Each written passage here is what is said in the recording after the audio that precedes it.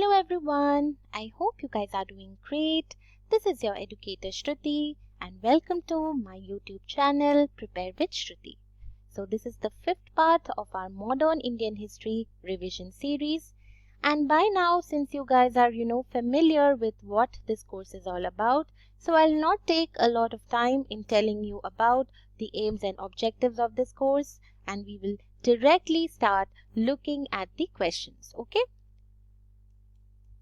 But before we start looking at the questions, don't forget to subscribe to my channel Prepare with Shruti and do click on the bell icon as well so that you are updated every time I upload any new video. And please like and share these videos because it would really motivate me to constantly come up with good and relevant content for you. So having said all of that, let us get started with today's class. So the first topic that we are going to discuss today, and which is very important from your exam point of view, is your revolutionary movement. Now, whenever you are reading about this revolutionary movement, do read about both the revolutionary movement within India as well as the revolutionary movement which was taking place outside India. Both these trends are very important as far as your revolutionary movement is concerned. So let's start looking at the questions. The Ghadar was, and this was asked in 2014. Option A, Revolutionary Association of Indians with headquarters at San Francisco. Option B, Nationalist Organization operating from Singapore. Option C, Militant Organization with headquarters at Berlin. And option D, Communist Movement for India's Freedom with headquarters at Tashkent. Okay. So again, a very easy and factual question if one is familiar with the basic reading or the basic textbook and one has read the chapter on Ghadar movement properly. Okay, so here, as you guys know, the answer would be A, that is Revolutionary Association of Indians with headquarters at San Francisco. It was located at Yugandhar Ashram at San Francisco. Now, this Ghadar movement mainly comprised of your ex-soldiers and peasants who had migrated to the United States and Canada in search of better employment opportunities. And they mainly wanted to organize assassination of officials. They wanted to publish revolutionary and anti-imperialist literature in order to, inspire people. They wanted to work among Indian troops stationed abroad, and they wanted to procure arms and bring about a simultaneous revolt in all the British colonies. Now, whenever you are reading about this Ghadar movement, also focus on the Komagata Maru ship incident. This is very important as far as your Ghadar movement is concerned. And while you are reading about this Komagata Maru ship incident, also focus on the Shore Committee, SHORE, Shore Committee, which was related to the fight for the rights of passengers of the Komagata Maru ship. Very important from your exam point of view.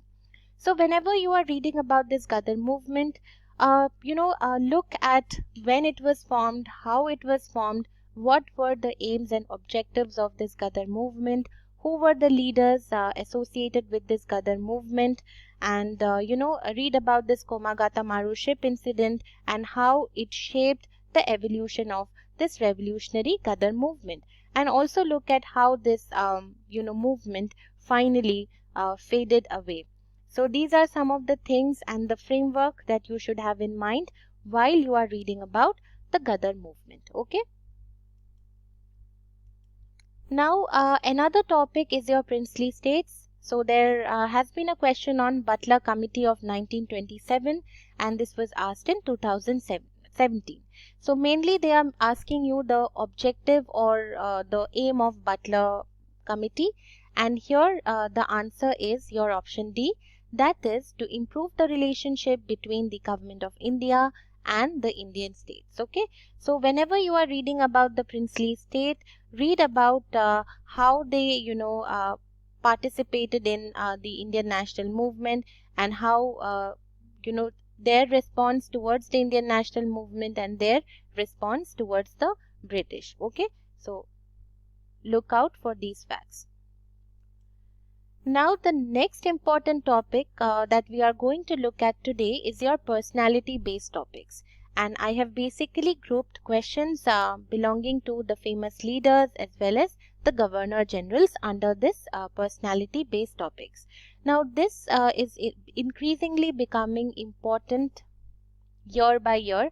So whenever you are reading your Indian freedom movement, or whenever you are reading about your governor generals, always remember that you have to prepare these topics very thoroughly and comprehensively now.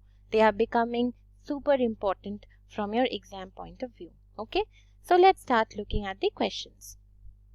In 1920, which of the following changed its name to Swarajya Sabha? And this was asked in 2018.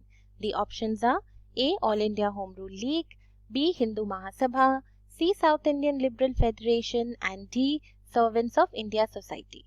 So here the answer is your All India Home Rule League. So basically your Mahatma Gandhi, he became the president of All India Home Rule League in 1920, and after that the name was changed to Swaraj Sabha. Okay. Now let's look at the next question. Just a sec. Yeah. He wrote biographies of Mazzini, Garibaldi, Shivaji and Sri Krishna, stayed in America for some time and was also elected to the Central Assembly. He was, and this was again asked in 2018. The options are A. Aurobindo Ghosh, B. Bipin Chandra Pal, C. Lala Lajpat Rai and D. Motilal Nehru. So all these personalities who are mentioned in the question are important from your exam point of view and can be asked in the exam. Now from this question point of view, the correct answer is C, that is Lala Lajpat Rai. So as you guys know that Lala Lajpat Rai was very famously known as Punjab Kesari, and he's also very famous for his role in Swadeshi movement. We talked about the Swadeshi movement and the contribution of Lal Bal Pal, Lala Lajpat Rai, Bal Gangadhar Tilak and Bipin Chandra Pal. Okay, this trio was very important for its role in the Swadeshi movement.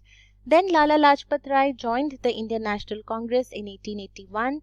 He founded the Indian Home Rule League of America in New York in 1917. Then he also presided over the special session, the 1920 special session of Indian National Congress, which took place at Kolkata. And this special session is mainly famous for the non-cooperation resolution. But remember that in this special session, which was presided over by Lala Lajpat Rai, the non-cooperation resolution was mainly opposed by C.R. Das, who was not in favor of boycott of legislative councils. Then your Lala Lajpat Rai was also the president of the All India Trade Union Congress, which was formed in 1920, and he joined the Swaraj Party and was elected as its deputy leader in the Central Assembly or in the Central Legislative Assembly in the year 1926. Okay, so these are a few important points as far as your Lala Lajpat Rai is concerned, and this is the kind of framework which you should have in mind while you are preparing these important leaders. Okay, so here the answer is C. Now let us look at the next question. With reference to the Indian national movement, consider the following pairs. So 3 pairs are given. The first pair is Sir Tej Bahadur Sapru, President of All India Federation, Liberal Federation. The second pair is K.C. Neogi, Member, Constituent Assembly. And the third pair is P.C. Joshi, General Secretary, Communist Party of India. So all these 3 pairs are correct in this question. So basically when Montagu-Chelmsford report was out in 1918, there was a division in the Congress between the moderates and the extremists. The moderates, they were in favor of it, and the extremists were not in favor of it. They were opposed to it. So as a result, the moderates formed the Indian National Liberal Federation in 1919, and in its formation, a very prominent role was played by Surendranath Banerjee. And some of the important members of this Indian National Liberal Federation were your Tej Bahadur Sapru, who was eventually elected as the president, S. Srinivasa Shastri and M.R. Jayakar. Okay. Then the second pair is also correct. K.C. Neugi was a member of your Constituent Assembly. He was also a member of the first cabinet of independent India, and he was also very, very famous as the chairman of the first Finance Commission of India. Okay. And the third pair is also correct. P.C. Joshi was the first General Secretary of Communist Party of India from 1935 to 1947. Okay, so in this question, all these three pairs are correct. Okay, then again, let's look at the next question. Consider the following pairs. Again, a match the following type question. The first pair is All India Anti-Untouchability League Mahatma Gandhi. So this is correct because your All India Anti-Untouchability League is basically your Harijan Sevak Sangh, which was formed by Mahatma Gandhi in the year 1932, and it was basically formed to provide a favorable environment, to provide a conducive environment for the upliftment of the Harijans or the oppressed classes. And G.D. Birla was the first president of your Harijan Sevak Sangh, and Amritlal Thakkar was the first general secretary. Okay, so these points are important. Then let's look at the second pair. All India Kisan Sabha, Swami Sahajanand Saraswati. Again, the second pair is also correct. All India Kisan Sabha was formed in 1936 in Lucknow, and Swami Sahajanand Saraswati was the president and N.G. Ranga was the general secretary. Then let's look at the third pair. Self-Respect Movement, E.V. Ramaswamy Naikar. This third pair is also correct. The self-respect movement was started by E.V. Ramaswamy Naikar mainly to expose the Brahmanical tyranny and the prejudices which had controlled all the spheres of Hindu life. Okay, so here again all these three pairs are correct and the answer would be D. Now let's look at the next question. Who among the following Governor Generals created the Covenanted Civil Service of India, which later came to be known as the Indian Civil Service? And this was asked in 2010. So a very, very factual and easy question, and here the answer is C, that is Lord Cornwallis. I'm sure you guys are aware that Lord Cornwallis is famous as the father of civil service in India. Okay. Okay. Now let's look at the next question. Yes, the Ilbert Bill controversy was related to, and this was asked in 2013. So again, a very, very factual question. Ilbert Bill is a very, very important topic from your exam point of view. So you have to know about it properly. Here, again, the answer is your option C, that is removal of disqualifications imposed on Indian magistrates with regard to the trial of Europeans. Okay.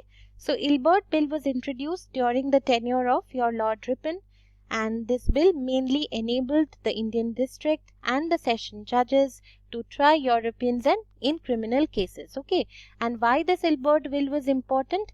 Because this bill aimed to abolish judicial disqualification based on racial distinctions. Okay. However, this was opposed by the British, the Europeans, and there was a white mutiny because of this Ilbert Bill, and under pressure of this white mutiny, this bill was finally withdrawn in the year 1884. Okay, so here the answer is your option C, that is removal of disqualifications imposed on Indian magistrates with regard to the trial of Europeans.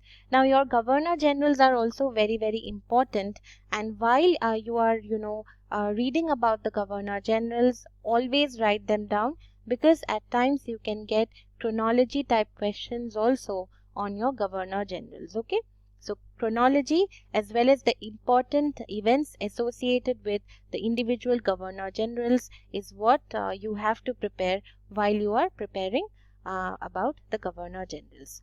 So yes, that was all for today's class, and I hope you found it useful. See, keep looking at these previous year papers, because they will tell you what all areas are there which you should focus upon more in order to get a good score in the exam. And if you found the lesson useful, please subscribe to my channel and also click on the bell icon. So that's all for today. Have a nice day, guys. Thank you.